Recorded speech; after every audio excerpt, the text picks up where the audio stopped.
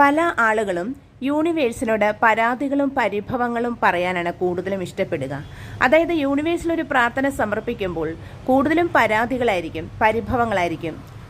ഓരോരുത്തർക്കും പലതും ലഭിക്കാത്തതുണ്ട്.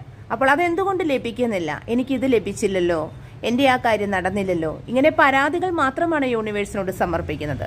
എന്നാൽ ആ പരാതിയെല്ലാം മാറ്റി വെച്ചുകൊണ്ട് ഓരോ നിമിഷവും യൂണിവേഴ്സിലേക്ക് ഗ്രാറ്റിറ്റ്യൂഡ് സമർപ്പിക്കുക എന്നുള്ളതാണ് വേണ്ടത്.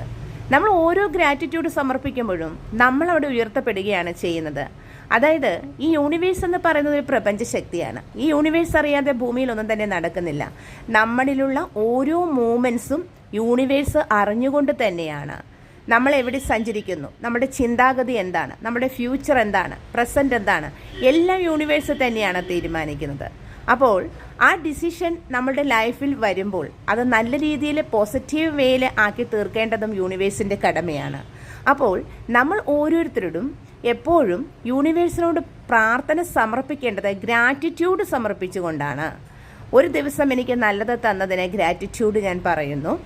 എൻ്റെ ലൈഫിൽ പോസിറ്റീവായിട്ടുള്ള കാര്യങ്ങൾ നടത്തി തന്നതിന് ഗ്രാറ്റിറ്റ്യൂഡ് പറയുന്നു. എൻ്റെ ലൈഫിൽ നല്ല കാര്യങ്ങൾ നടത്തി തന്നതിന് ഞാൻ ഗ്രാറ്റിറ്റ്യൂഡ് പറയുന്നു. അങ്ങനെ ഓരോ നിമിഷവും യൂണിവേഴ്സിനോട് ഗ്രാറ്റിറ്റ്യൂഡ് പറഞ്ഞുകൊണ്ടിരിക്കുക. ഈ ഗ്രാറ്റിറ്റ്യൂഡ് പറഞ്ഞുകൊണ്ടിരിക്കുമ്പോൾ തന്നെ നിങ്ങളുടെ ലൈഫിൽ മാറ്റം വരുന്നതായിട്ട് കാണാം. ഇപ്പോൾ നിങ്ങൾ വളരെയധികം ആഗ്രഹിച്ച ഒരു കാര്യം നടക്കുന്നില്ല. മാസങ്ങൾ നിങ്ങൾ വെയിറ്റ് ചെയ്തു, വർഷങ്ങൾ വെയിറ്റ് ചെയ്തു, ആ കാര്യം നടക്കുന്നില്ല. അപ്പോൾ നിങ്ങൾക്ക് സ്വാഭാവികമായിട്ടൊരു നിരാശയും ദേഷ്യവും തോന്നും. ആ ദേഷ്യവും നിരാശയും നിങ്ങൾ യൂണിവേഴ്സിനോട് പ്രകടിപ്പിക്കാനായിട്ട് തുടങ്ങും. പക്ഷേ അത് അങ്ങനെയല്ല ചെയ്യേണ്ടത്.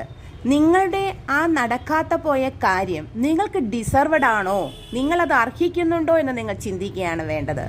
അതായത് നിങ്ങൾക്ക് ഡിസർവഡ് അല്ലാത്ത കാര്യം നിങ്ങൾക്ക് തന്നു കഴിഞ്ഞാൽ അതിൽ നിന്നും വരുന്ന ഭവിഷ്യത്തുകൾ വീണ്ടും നിങ്ങൾ യൂണിവേഴ്സിനോട് പരാതി പറയാൻ തുടങ്ങും.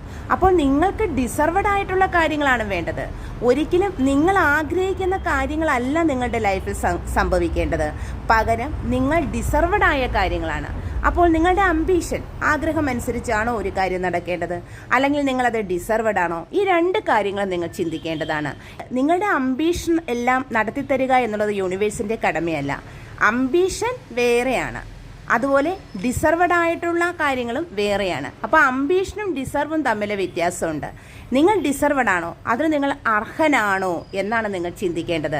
കാരണം നിങ്ങളുടെ അംബീഷൻ അനുസരിച്ചുള്ള ഒരു കാര്യം നിങ്ങളുടെ ലൈഫിൽ യൂണിവേഴ്സ് നടത്തി തന്നാൽ സഡൻലി അത് സ്റ്റോപ്പായി പോയാൽ വീണ്ടും നിങ്ങൾ യൂണിവേഴ്സിനോട് പരാതി പറയാൻ തുടങ്ങും.